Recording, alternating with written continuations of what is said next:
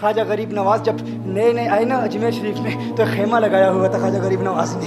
خیمے میں خواجہ غریب نواز عصر سے لے کر مغرب کے وقت تک روتے رہتے تھے. ایک نوجوان اجمیر سے باہر گیا ہوا تھا پڑھنے کے لیے, کچھ عرصے کے بعد واپس آیا اور اس خیمے کے قریب سے گزر ہوا اور گزرا تو رونے کی آواز آئی. فوراً دیکھتا ہے کہ خواجہ غریب نواز رو رہے ہیں, ابھی غیر مسلم ہے, اسلام قبول نہیں کیا. فوراً گھر جاتا ہے, ماں سے پوچھتا ہے, ماں یہ مسلمانوں کا گرو کیوں روتا ہے, مسلمانوں کا بابا کیوں روتا ہے؟ میں ہر روز گزرتا ہوں, عصر سے مغرب کے مابین جو وقت ہے یہ روتا ہے. ماں نے کہا جاؤ اس سے پوچھ لو کیوں روتا ہے. وہ نوجوان خواجہ غریب نواز کے خیمے کے اندر آیا, کہا بابا میں ہر روز یہاں سے گزرتا ہوں, آپ کے رونے کی آواز آتی ہے, بتائیے آپ کیوں روتے ہیں؟ کہا جاننا چاہتے ہو میں کیوں روتا ہوں؟ میں نے ایک مدت اپنے مرشد کے ساتھ گزاری ہے, مرشد کی خدمت میں گزاری ہے, مجھے اپنے پیر کی یاد رلاتی ہے, پیر کی یاد رلاتی ہے. میں عصر سے مغرب کے وقت تک اپنے مرشد کی یاد میں روتا رہتا ہوں. اس نوجوان نے کہا اچھا میں نے تو سنا تھا کہ انسان کو جب درد ہوتا ہے, تکلیف ہوتی ہے تو تکلیف انسان کو رلاتی ہے, آپ کو تو محبت ہے, یہ محبت میں بھی انسان کو رونا آتا ہے؟ کہا ہاں ہاں ہے نوجوان, انسان محبت میں بھی روتا ہے. کہا تو پھر مجھے بھی رونا ہے, میں بھی رونا چاہتا ہوں, مجھے بھی رونا سکھا دیجئے. کہا تو رونا چاہتا ہے؟ رونا چاہتا ہوں. کہا ٹھیک ہے, دو شرطیں ہیں, مسلمان ہو جا اور میرا مرید ہو جا. اس نے کہا میں ماں سے اجازت طلب کروں گا. ماں کے پاس گیا اجازت لینے کے لیے. ماں نے کہا تو ضدی ہے, جب تو ارادہ کر لیتا ہے, جو ارادہ کرتا ہے تو پورا کرتا ہے, جا جو کرنا چاہتا ہے کر لے. خواجہ غریب نواز کے بعد بارگاہ میں حاضر ہوا, عرض کرتا ہے بابا میں پھر مسلمان ہونا چاہتا ہوں, مجھے مرید کر لیجئے. خواجہ غریب نواز نے مرید کر لیا, خواجہ غریب نواز کا مرید ہو گیا. اب خواجہ غریب نواز نے کہا اب وقت سارا میرے ساتھ گزرے گا, ناشتے کے وقت خواجہ غریب نواز کے ساتھ, سحری کے وقت خواجہ غریب نواز کے ساتھ, سحر کے وقت خواجہ غریب نواز کے ساتھ, پورا دن اسے خواجہ غریب نواز کے قرب کی کچھ ایسی عادت ہو گئی, خواجہ غریب نواز کا دیوانہ ہو گیا, ان کا عاشق ہو گیا. کچھ عرصہ گزرا, خواجہ غریب نواز نے فرمایا اب تیرے لیے 3 دن کی چھٹیاں ہیں, 3 دن کے لیے چھٹیاں ہیں, 3 دن کے لیے چلا جا.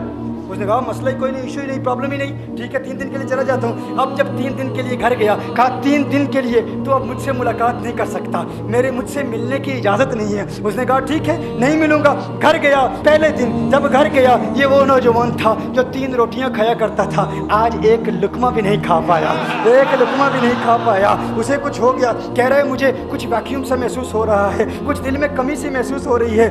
یوں وقت گزرتا گیا, رات کا وقت آیا, آنکھ نہ لگی, سو نہ پایا, مکان کی چھت پر چلا گیا. ماں نے دیکھا بیٹا چھت پر کیوں چلا گیا؟ ماں چھت پر جاتی ہے, بیٹے کیا ہوا؟ کہا پتہ نہیں ماں, پتہ نہیں ماں, میں تو فوراً سو جاتا تھا, آج نیند بھی نہیں آ رہی, آج کھانا بھی نہیں کھا پاتا. ماں تو چلی جا. ماں چلی جاتی ہے. یوں جب سحری کا وقت ہوتا ہے اس کی آنکھوں سے اشکوں کی برسات جاری ہوتی ہے, اس کی آنکھوں سے اشکوں کی برسات جاری ہوتی ہے. وہ رو رہا ہے, اس پر رکت تاری ہے. ماں آتی ہے, بیٹے کیا ہوا؟ کہا ماں مجھے پیار ہو گیا ہے, ماں مجھے محبت ہو گئی ہے, ماں مجھے عشق ہو گیا ہے. جا غریب نواز کے پاس, کہا مجھے بلا لو. اب یہ جدائی برداشت نہیں ہوتی, اب مرشد کی جدائی برداشت نہیں ہوتی. ماں فوراً خواجہ غریب نواز کی بارگاہ میں حاضر ہوتی ہے. کہا میں نہیں جانتی ہے مسلمانوں کے بابا, تو نے میرے بیٹے کو کیا دے دیا, تمہارا تعلق نہیں سمجھ پاتی, تمہارا رشتہ نہیں سمجھ پاتی, لیکن وہ تو رو رہا ہے, کہتا ہے واپس بلا لو. خواجہ غریب نواز نے کہا نہیں ابھی وقت نہیں ہے, میں اپنی زبان میں کہتا ہوں. گویا کہ خواجہ غریب نواز نے کہا ہوگا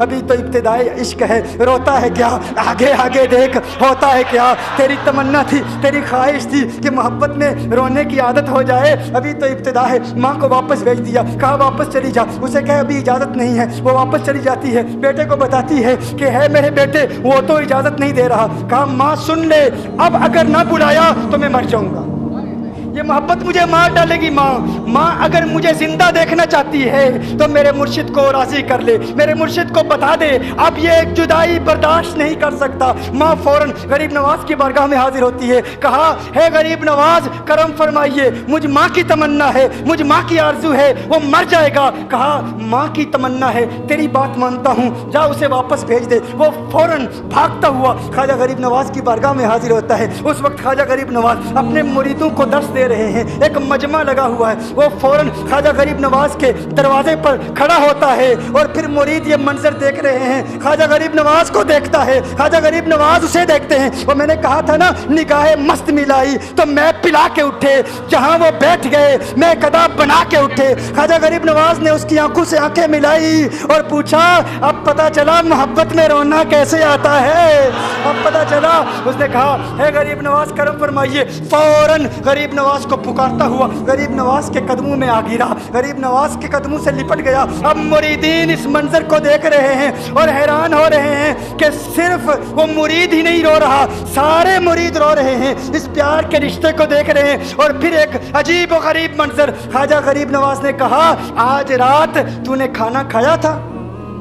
कहा नहीं खाया था, नहीं खाया था। ख्वाजा गरीब नवाज ने फरमाया, मैंने भी नहीं खाया था, मैंने भी नहीं खाया था, मैंने भी नहीं खाया था। फिर ख्वाजा गरीब नवाज ने फरमाया, आज रात सोया था? कहा नहीं सोया था। कहा आंख मुझे भी नहीं लगी, नींद मुझे भी नहीं आई। ये मंजर सब मुरीद देख रहे हैं, वो मुरीद भी रो रहा है और ख्वाजा गरीब नवाज की आंखों में अश्कों की बरसात जारी है। ये वो रोने वालों का मकाम है।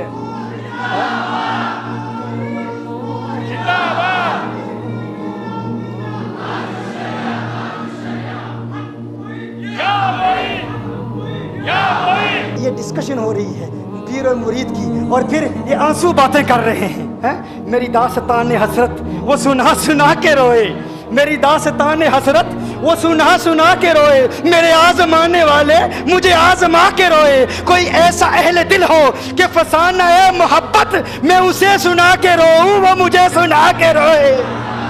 मैं उसे ये रोने और हम रोने पे आ जाएं तो दरिया ही बहा दें। ये चिश्तियों का रोना है, हम रोने पे आ जाएं तो दरिया ही बहा दें। शबनम की तरह हमें रोना नहीं आता।